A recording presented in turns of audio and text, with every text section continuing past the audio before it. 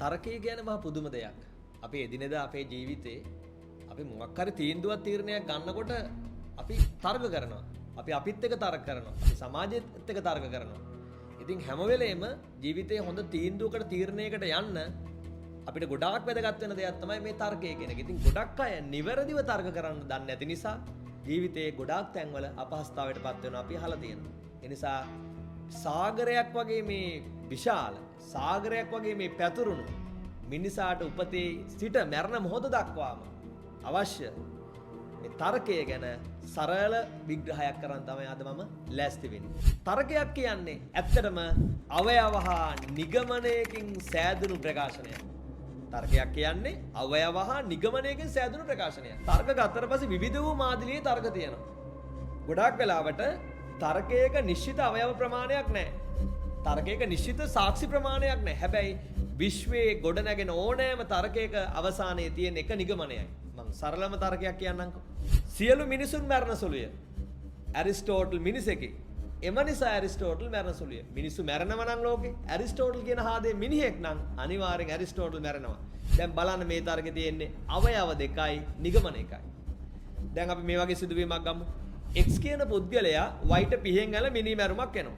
දැන් මේ සිදුවීම අධිකරණ විභාග වෙනවා. එතකොට Y වෙනුවෙන් කතා කරන නීතිඥයා උත්සාහ කරන්නේ X වැඩිකාරයෙක් කරන්න. ඒතර Y ගේ නීතිඥයා උසාවියේදී තර්ක කරනවා.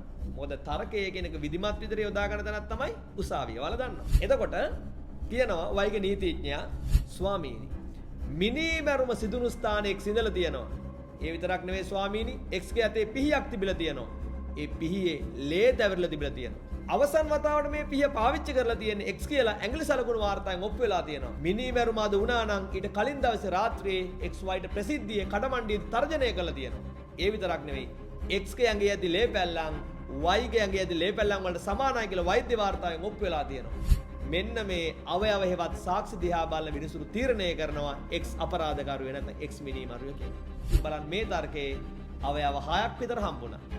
තර්කයක නිශ්චිත අවයව ගාණක් නැහැ. දැන් Y වෙනුවෙන් කතා කරමු නීතිඥයට බැරි වුණ තමන්ගේ සේවාදායකයෙ බේර ගන්න. එතකොට ඔහු මේ දඬුවම ලිහිල් කර ගැනීමේ අරමුණෙන් අධිකරණයේ ආයාචනාත්මක ප්‍රකාශනයක් ඉදිරිපත් කරනවා. ස්වාමීනි මේ විත්තිකරුට දරුවන් 6 දෙනෙක්. පවුලේ වැඩිමහල් ගැහැණු දරුවා ගොළුය. බිරිඳ අංශභාග රෝගයෙන් පෙළේ. පවුලේ එකම පිරිමි දරුවාත් මන්ද බුද්ධිකය.